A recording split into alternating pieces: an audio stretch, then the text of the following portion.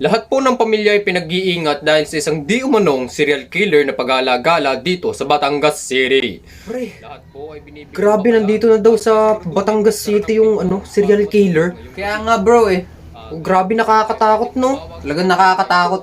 Uso na talaga ang mga patayan ngayon. Nilak mo ba yung mga pinto? Oo. Mabuti naman. Matulog dahil di ko na po alam ito. Kunyari po ako po talaga. Sino nga yun?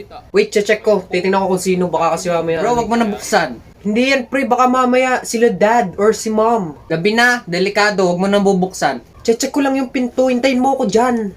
Wag mo na nga buksan. Ikaw, bahala ka, ang kulit mo eh. Hello? Somebody out there? Hello? Oh my God! Bro! Nandiyan yung mamamatay tao! Nagtaka mo kasi, kakasabi ko lang sa'yo. Wag mo na buksan. Tara, tumakbo tayo! Bilisan mo! Tara, tara, bilis. Bilisan mo! Bilisan mo! Bilisan mo! Oh! Ayan, bonak. Nadapa pa. Seryoso ka? Oh! Huwag niyo ako saktan! Hindi! Huwag niyo ako sasaktan! Hata pa ako!